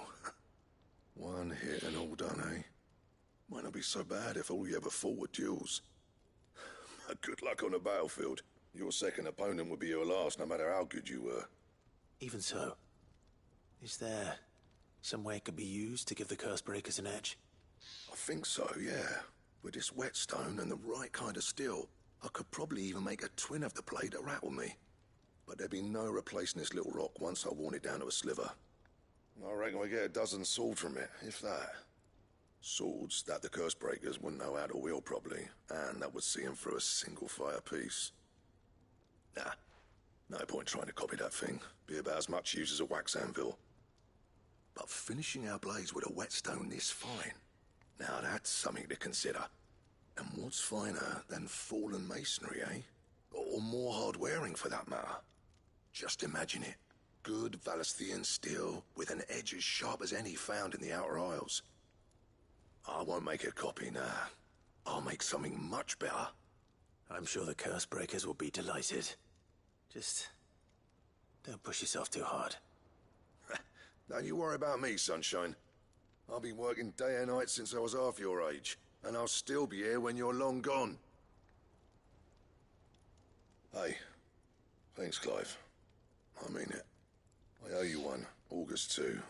It's good to know someone's looking out for me. You'll be happy to hear you said that. And I'll see that my debt to you's paid. First new blade I make's got your name on it.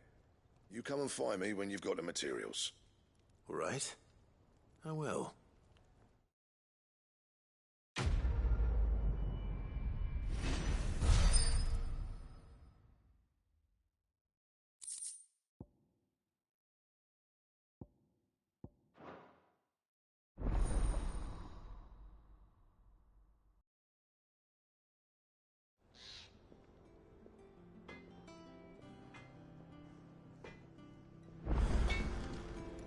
Clive? What do you want?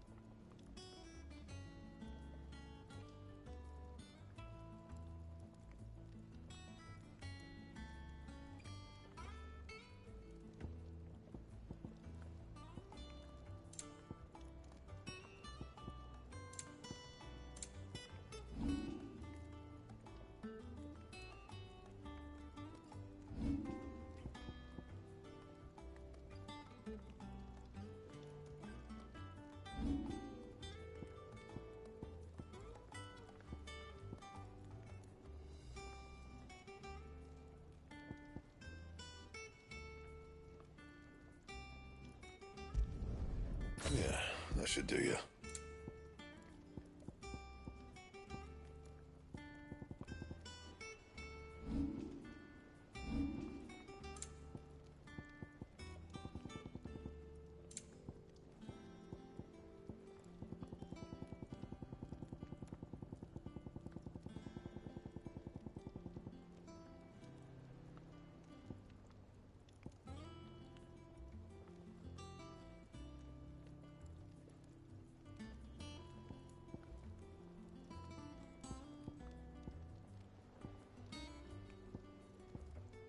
Anything else?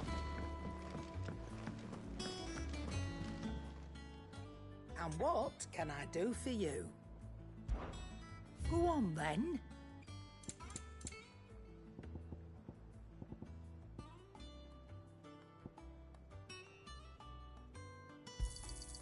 It'd better all be here.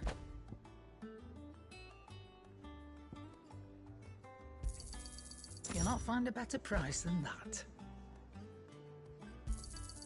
It'd better all be here.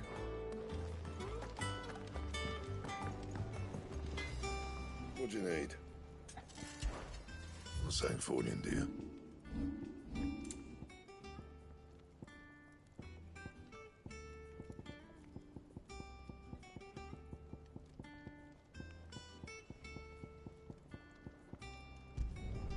You can thank me later. Yeah, that should do you. Not my best work, but it'll do.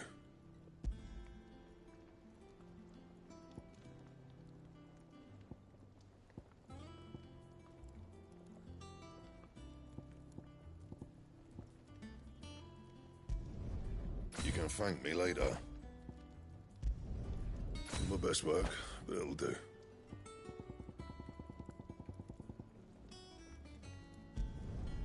Yeah, that should do you.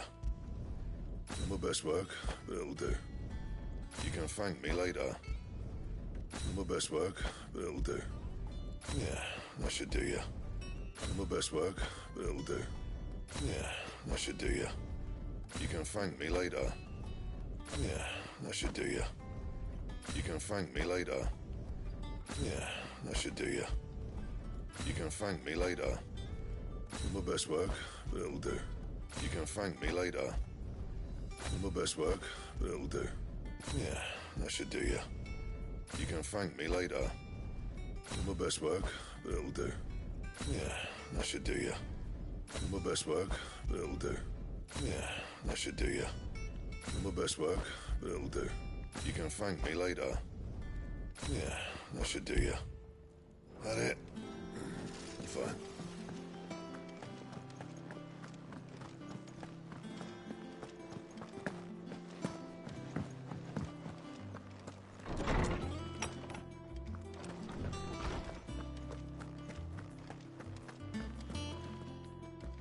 Ah, Clive. Were you able to locate your quarry? We were indeed, Lawsman. You pointed us in exactly the right direction. And Torgal's been a very happy hound ever since. Very good, very good. Lady Karen sends her thanks, by the way, for your part in solving the mystery. Ah. But that reminds me. After your last visit, I found myself pondering Torgal's talents. Do you recall our conversation concerning Lady Jill's role in Torgal's transformation? About how she somehow woke the power within him. Precisely that. A reasonable conclusion, I thought, but one which raised certain questions in my mind. You see, the Fenrir of legend served Shiva and Shiva alone, and while the powers attributed to him are certainly impressive, the records imply they are somewhat different in nature to those you described Torgal as having used. What are you suggesting? That Torgal may be the beneficiary of more than one icon's power. Consider that in addition to Lady Jill, he has served as a loyal companion to you, your brother, and even the late Cid. In short, the icons hitherto near at hand, or should I say at paw, have been diverse and plenty, and that number has only grown as the realm's dominance have fallen to your sword. One can but speculate as to how all of this has affected Torgal. He has seemed more fierce of late. And if I am not mistaken, he will grow fiercer still. We are fortunate indeed to be able to count him amongst our allies and not our adversaries. Oh, he's more than an ally. He's a friend.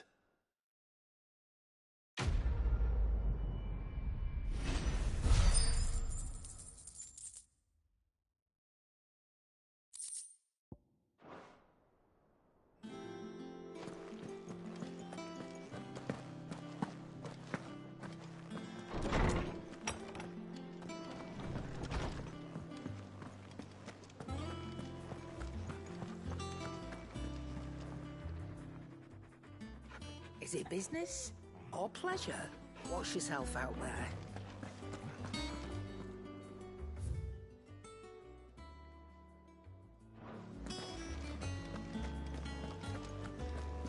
He cracked the crystal too? You're joking.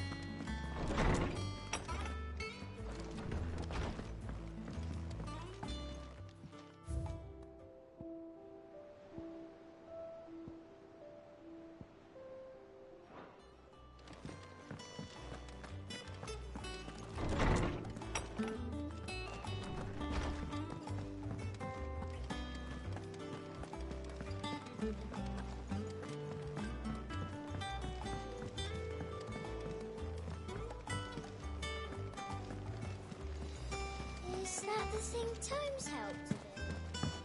Mid told me she was building a ship. You, might want to give that thing a rinse. Can't claim it's what Sid would have wanted, but even he wasn't right about everything. Welcome to the Patron's Whisper. Is everything we've received and everything promised? You earned this.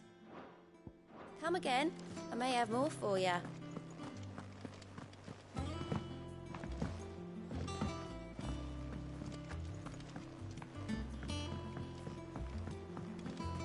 don't know where Sid gets the energy.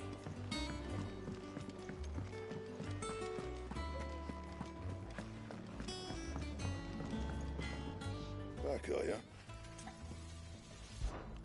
Not saying fortune, do you?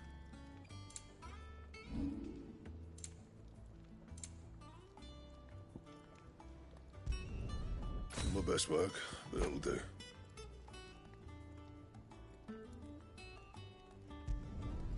Yeah, that should do you.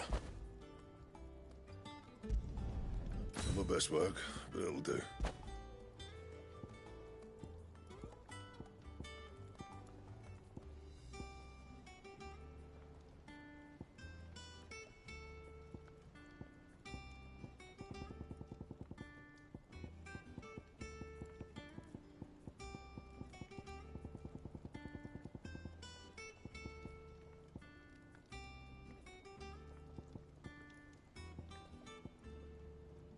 And